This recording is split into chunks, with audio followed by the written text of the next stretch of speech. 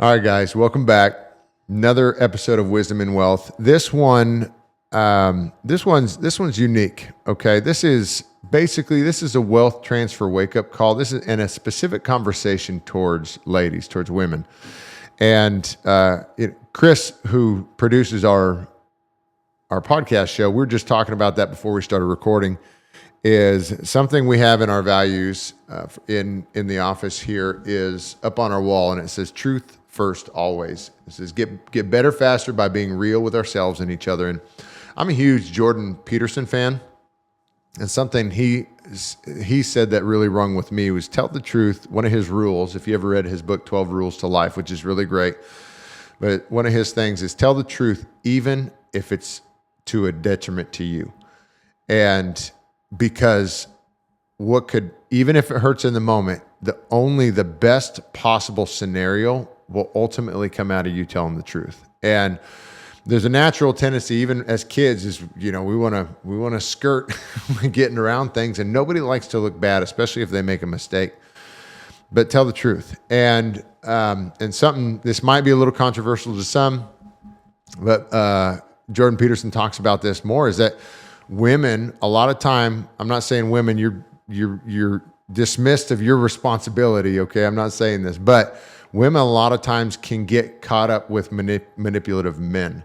And I'll tell you, I've had this in my family where even my stepmom talks about her mom got remarried, and this guy's marriage, this was his 8th marriage. And all he was doing was badgering her for money because he didn't have an inheritance to give to his kids. And so she finally gave him money. And so his name comes with a lot of colorful language in our house, right? And so, but what happens is women have a tendency to essentially believe narcissistic, manipulative men a lot of times. And so, as we talk about this wealth transfer, there's a lot of women who are more protective than guys even. We all have our downfalls, but this is unique, and so that story's one. But we really need to be forward on telling the truth, on being transparent about everything in our business, especially when it comes around money. But I want to equip you guys to make sure that you have this, and this comes from a different heart. I know I'm a guy talking to a bunch of ladies, right? But I have 2 daughters. And so from a guy who thought that he would never have girls, okay, I thought I was going to only have boys, and I was like blown away when we cut the cake and it was pink, all right? But, with 2 girls, my wife, and, having to take care of my mom just a little bit after she lost her husband, I'm not interested in another guy coming in and trying to screw everything up in their life or take everything that they have and manipulating them. To very much like what happened in my step grandmother's, I don't know how to even label that, in her life, to giving some guy who was on his 8th marriage money that was essentially due for her, and it was her choice to do that, understandably, but that basically was meant for her and her lineage. And so we don't want these situations, but really the first encouragement for developing this portion of this talk, and actually we ran an event one time on this, was there was a gal came in several years back into our office that wasn't qualified, we couldn't work with, but she ran into a situation where, funny enough, her ex-husband, she was going through this divorce, but her ex-husband was a financial advisor at a big firm. And what had happened is she had received this inheritance from her grandpa. And unbeknownst to her, he had been spending this thing down. And so by the time they got divorced, she basically had nothing left. And you can imagine the feeling that she had with this. She felt a bunch of responsibility. This is like everything that my grandpa meant to me, and I feel like I screwed it up. And a lot of us that came very similar to when I came in the NFL, I just kind of had this feeling of, I know the statistics are against me. And in inheritance, the statistics are against you. And so, which we've talked about before, 70% lost in the second generation, 90% lost by the third. And so I don't want to be somebody who screws that up. And so you feel that, especially if that does take place. And so in this situation, it just hit me. So I wanted to speak to that for you guys. And really, here's some stats that are just crazy, okay? But here's this. 30 trillion is going to be shifting hands in the U.S. Through this wealth transfer just by 2030. All right, depending on the year, the number changes, but by 2030, 30 trillion is going to be handed over. 70% of that wealth is going to be controlled by women. Okay, so that's going to be through inheritance, divorce, or outliving a spouse. Right, you live longer than your husband, and so it's women that they're the next wave of growth in wealth management. So this is a big deal. So 80% of widows change financial advisors within a year of their spouse's death. And so this is crazy. This just tells me that the advisor is not speaking to the wife at all, which is wild. Okay, maybe she's not the major decision maker with the money, but I'm like, gracious, get the girl's opinion, for crying out loud, you know? And she doesn't feel any connection. So and then almost all of Gen X and millennials are leaving their parents' advisors for someone else. And so there's just a whole lot of disconnect that goes on here. And here's the last one here. But 9 out of 10 women will be solely responsible for their finances at some point in their life. And so if you're a lady listening to this, you're like, full responsibility, whether you're taking that today or not, is 90% chance you're going to be taking that on at some point. So that is a super high likelihood that you need to get involved wherever you're sitting at in your life with your money and be involved in that conversation. And so let's talk about this. Top 3 financial issues that, ladies, you're going to face that you need to watch out for, okay? And so we're going to talk about that, but I have some questions that you can be able to ask your advisors that are going to be good, with a little bit of a bonus with some red flags to watch out for and just some encouragement for you guys, okay? And so let's start out with this. Top 3 financial issues women need to look out for, and one that's being left out of the conversation. I'll tell you, we've had conversations where the husband doesn't want the wife involved at all. This is one of the top indicators for spousal abuse, verbally or physically. One of the top indicators is zero involvement in the money and really behavior that they're trying to hide, or the husband gets really angry whenever she asks what's going on with the money and wants to have any sort of involvement. When the reality is, if you're married, you guys are one, right? And I'm a faith guy, but we're supposed to have one bank account. There's lots of situations where we have different businesses and stuff, okay? But you guys are one, you're working together. And you guys need to be both involved on those decision makings, whether you want to be or not. You need to be aware of these, and so do not be left out of this conversation. And don't take yourself, don't delete yourself from that conversation. I know you may not want to. Some ladies don't want to be involved in that, but you need to at least have some sort of ears to hear what's happening, okay? And even if you may not understand, or you might fall asleep in the meeting, I don't care. Make them explain it to you in a way that you can understand at some point. And so a lot of women aren't involved, but all of a sudden we have this disconnection in that leads to blind trust. And that's devastating in cases like divorce or widowhood, because now not all the assets are being disclosed in the divorce. And so not everything's on the table. This is super, super common if you're not involved. And then on widowhood, assets get lost. And so there is common where we build out the balance sheet for somebody's life, and they're like, oh yeah, they come in the next meeting. Oh yeah, I forgot to tell you I had this. And so there's assets that get found over and over. And there's actually, I forget the website, but you can go look on the website and go Google lost assets and go look up assets that you can go recover potentially that you've lost, or your parents or grandparents potentially lost. And so it doesn't guarantee you're going to get it. But this is a big deal because things just happen to get lost. And so you don't want to be left out in that conversation, and you need to be heard by by your advisor and do that. And so this, I'm trying to remember, I had a story that just left my head 2 seconds ago. It'll come back, I promise. But that's being left out of the conversation is bad. You don't want that. Don't do that. Okay.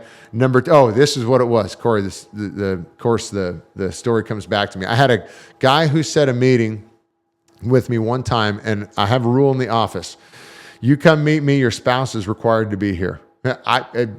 Selfishly, I'm not signing up for a bomb. I'm not interested in getting engaged in business with somebody who is shady or doesn't want to include their spouse, or signing up for some split of assets, some crazy headache that I have to deal with at some point. Okay. But this guy set up a time to meet. I said, your wife has to be here. He said, no problem. And we were meeting at 10 a.m. at the office, and he called me at 9:30 on his way. And he goes, just making sure I have the right address. And he did. And I go, okay, is your wife with you? And he goes, well, no, she's not with me. She's at Bible study. And I'm like, man, I appreciate that. Like, I'm all for that, but she's required to be here. I told you that. So we got to find a reschedule, or she's got to Zoom into the meeting or something. She goes, well, no, she doesn't want to be involved. I go, then we need to find a time where she wants to be involved. And he got mad at me. The guy legit got mad at me and got upset at me, which you can imagine after what we just talked about being one of the top indicators of abuse. I was like, why are you getting mad at me, bro? So he got mad at me that I wouldn't meet, that he was on his way to meet me and I wouldn't meet. And I go, man, if you can't follow one simple requirement, how in the world are we going to be able to work together? And let's just say we went down that path and we started working together and you died and I never met your wife. You expect her to just trust me all of a sudden? And so he was mad at me. We hung up and obviously nothing happened from there. But this is a real issue that has to be said, because when we come into conversations, we've even had clients that we ended up separating because the wife, we'd get all this feedback from the wife and include her recommendation. This is one significant story that reminds me of, but include her desires in the plan, and it got rejected because he didn't want any of her stuff in the plan. And I'm like, I was flabbergasted by it. But you don't want to be signing up for those types of things, and especially if this is an importance to you and you're the wife in this situation, you don't want to be dismissed. Nobody wants that. And so this is a big deal. So don't be left out of the conversation. Don't let yourself be sidestepped in this, okay? You don't want to lose out on a lot of things that are supposed to be due to you. So number 2 is outdated or misaligned beneficiary designations. Woo, baby, this is a big one right here, okay? This is especially for second marriages, ex-spouses that are listed on life insurance, IRAs, 401ks. This is a big deal. Why? We had a situation from a colleague that told me, not our situation, colleague told me this story. She felt horrible over it, but she hadn't thought to check the guy's 401k at his business, had a sizable 401k, and was on his second marriage for 18 years. And he passed away. Who do you think was the primary beneficiary on the 401k? First spouse. Now, we've had laws, especially in Texas, implemented to try to prevent that stuff from taking place, but she very much had claim to that, took it. Second wife, or the current wife, was left out to dry. And so, horrible situation. And so there's some other gray areas that we can go into, try to get that back potentially and claw it back to who should have it. But if your beneficiaries are misaligned, doesn't matter whether your estate plan, wills, or trust, titling supersedes all. So that's a big deal. Okay, another issue here is federal. This is ERISA law that I have noted down here. Let's go to number 3. That was outdated or misaligned beneficiary designations. Number 2. Number 3 is no financial protection in remarriage. Okay, so this can be divorcees that don't have any prenup clauses going into their second marriage based on their estate plan. Or this could be a widow that didn't have any prenup clauses set up in their estate plan for their joint trust coming in. This could be no prenup for a divorcee coming into a second marriage potentially. And on these specifically, well, if you have a chunk of money from a divorce or from your spouse passing away, whatever it is, you don't want that to get dwindled away by some guy. And I always use my life as an excuse, right? My wife has had big, bald lineman body. We're fine with each other getting remarried, okay? But the stupid thing is I say, you got to cremate me, make me into a stone, and put me in a belly button ring. That way I'm always in between you guys. And it's kind of morbid, I know. But I'm fine with her getting remarried. But if she decides she wants to marry some Fabio-looking guy with long, luscious hair and six-pack abs, I don't want this guy thinking he's got Miss Moneybags over here. And so him eating down all my half of our community property estate that is supposed to be meant for my children past her. And so this ends up being a real deal. So prenups end up being a big problem if you don't have any protection when you're getting remarried in those situations. And I'll tell you another significant one is ERISA law when it comes to employer plans or your 401ks. A prenup means nothing to those. And so you could have a 401k at your employer. Say you're a working lady and you have money there. Prenup means nothing to that because ERISA laws, which govern those, deals with spouses. And when you sign a prenup, you're dealing with a fiance, which is not a spouse. So if you get a postnup in that situation, that can help you, but prenup does nothing. So a lot of people don't know that. So simple one right there. So those are three things you guys need to look out for: is being left out of the conversation. Get in it, get involved, ask the dumb questions. Eventually they turn smart. I promise you. That was my experience. Outdated or misaligned beneficiary designations. Okay. And then no financial protection in remarriage. So this is a big one, especially with half of our country is with an over 50% divorce rate, right? There's a lot of people in that category, okay? So here's 6 questions that every woman should ask their financial advisor. Number 1 is, do you work with other women in my situation? How have you helped other people in my situation? How does that look? What have you done? Tell me a story of how you've helped another lady like this, right? It's got to be relatable somewhere. It can't be just like, yeah, I can help you. There's some discernment that has to go into these questions and answers, Q&As. Number 2, can you explain your investment strategy in plain terms? Don't sit here and give me a bunch of garbage language that I can't understand that I'm like, sounds good, or you expect me to just take and make it sound good, all right? Can you make it sound in plain language? What does that look like? I still remember the first time my first advisor explaining that to me. She did a really great job. And she explained what a bond was. I thought it was the dumbest thing I've ever it sounded like in my life. And she was like, well, this is like if you loaned $100,000 to Pepsi as a corporate bond and they pay you rent essentially for that $100,000 and they give you that $100,000 at the end of a 5-year term or something like that. And so I was like, why would you loan anybody anything? I couldn't do it because I'm like, anytime I loaned out money, it went away. But if they can explain it in plain terms, it's a big deal. Number 3, have you ever helped a client through a divorce, remarriage, or widowhood? And I talk about this because you get a lot of complexities as it comes to somebody's life. And so I'll give you an example is, we'll have estate planning attorneys that will argue us because technically inherited assets are listed as separate assets when it comes to divorce. And what that means is when you go into a divorce situation, all the assets that get pooled in to calculate who gets what during the settlement, inherited assets are technically supposed to be separated out of that. That's what they mean by separate assets. And then community property stays is anything you bring to the marriage is technically a separate asset. And so they say, they're like, well, that's a separate asset. It shouldn't be included in the divorce, in the decree. Not true. Go talk to some divorce attorneys. We just finished one case where all the separate assets were on the table. And guess what? They were part of the split.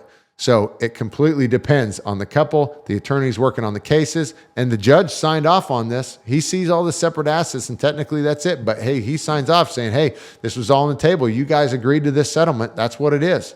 And so he's just trying to get his business taken care of too. So have you ever helped somebody through a client through a divorce, remarriage, or widowhood?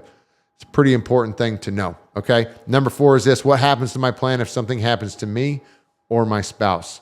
They should know the exact steps on how to do that. We actually have a great resource we just released. It's on our website. You can shoot us an email if you want it.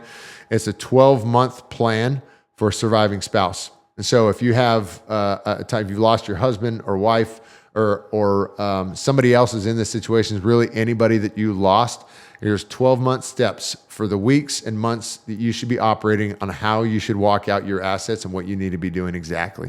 It's a confusing time, especially when emotions are high. But it's honestly, it's a great distractor for you to be able to walk through these things and get with your advisor to take care of business. Number 5, are you independent or do you work for a firm that pushes products? And so I'll tell you, this is a big one in our area. There, I want to say it was like 5 or 6% of all financial advisors are actual fiduciaries, meaning they have a legal right to do what's in your best interest. And so most work for a big box firm, or they have a specific set of products that they push, and that's it. And then maybe there's a lot of good people in that in those industries, right? But they may be cornered in what they can provide. And so this is where I like to call ourselves only time you'll hear me call myself a agnostic is don't care what it is. We got to go get whatever fair market value is and make sure what the product fixes the problem. Okay. Investment or insurance or whatever the thing may be had or entity that we're dealing with. Okay. Number 6 is how do you make sure my voice is heard in the planning process? Well, this is really a lot up to you, and you can hear what they want to articulate back. But really, this is your discernment power. This is a superpower that women have, right? And this is what we tell guys a lot. It's like you have a buddy that your wife hates, she doesn't like you talking to. Well, you can't dismiss that because she has eyes and ears that you don't have, so she can see and hear things that you can't see and hear. So you can't be dismissive of those things. So the same things I want you to realize is you have a discernment capability in those meetings that you need to make sure that you're being heard or you feel heard. And so if he's repeating back your goals or clarifying exactly what you are trying to execute in those planning meetings, and you can confirm that that's what you've said, that's what the feeling that is being conveyed. Basically, they have a lot of emotional intelligence that can operate. You need to discern that. And so that's a big one there. So those are 6 questions that you need to ask the advisor. There's plenty more that we can dive into, but there's some there, okay? Red flags to watch out for, all right? You never get FaceTime with the advisor. Only your spouse does. I always hate this. You ever hate this? For like if you're meeting with somebody and all they're doing is staring at the other person, talking to them the whole time, and you're never included in the conversation? I'm like, hey, bro, I'm right here. Let's go. Eyes are up here. Come on. Right? You leave meetings more confused than when you came in. That's not a good thing. You don't want to leave more confused. You want clarity and you want an overall sense of safety, or at least intent on where this plan is going. You know where we're going in this situation. So you should come out with a whole lot of confidence and not more confusion when you go into a meeting, okay? The advisor avoids difficult conversations. So that's divorce, prenups, or legacy plans. If they don't know what they're talking about, I hate this, the guys that are full of themselves and they just make up BS on the spot, right? You ever have one of those? Corrected some guys on this stuff. Just say, I don't know. Tell the truth. That's the truth first always situation. I don't know. And if I don't know, I'm going to go find the answer. This is one thing I loved about my first advisor is she'd tell me I don't know and she'd go work on it. She'd get back to me really fast and with an answer. And so I always appreciated that. And so those guys, you got to take that into consideration. But if they avoid that altogether and then they humming around, that's not necessarily good. It doesn't give me confidence anyways. And so last one is this. They don't ask about your values, kids, or your goals. Listen, what's the point of the money? So look after myself, my family, and my babies. And so if they don't ever ask about your babies, do they even really care about your family that much? And so like those, and I get it, we all get ingrained into our own missions and what we're getting after, but like if they can't empathize with where you're at in your baby's life, and this goes a lot into why would I take parenting advice from somebody who's never been a parent? And so if they can't relate to that situation and they never ask about it, what are we doing? Okay, so those are some red flags to watch out for. Man, I want to end with this. I just told you guys a second ago, ladies have a special discernment power. And this is why anybody walks in this door and Mackenzie, our director of ops, she says, I don't like that guy, or gives me an eerie feeling or a funny feeling or something like that. Any bad tilt whatsoever, we're done. We're not even going to, it's not even a conversation, right? And so I have had this where my wife has actually protected me in conversations because she didn't like certain someone. I gave an alternative investments. I did a Q&A panel one time in San Diego with Drew Bledsoe, an old teammate of mine. And I shared the whole eyes and ears thing where she has a discernment that I don't have, right? And one thing I talked about is actually my wife would be my last line of defense before we opened up the business and we started this whole thing. And I would get recruited to put money into an oil and gas deal or some other investment. She would be my last line of defense. And so has been a handful of deals where I thought by and large I was going to go in on, and she would come in and she's like, I don't like the guy. And so I go, well, sorry, man, she doesn't like you. So it was a good out for me. So she doesn't like you, so we're out. And he'd be all, butthurt or whatever it was. And I told this at the conference, and Drew, he goes, that's funny you say that, because every deal that I liked and I did despite my wife not liking the guy, I lost.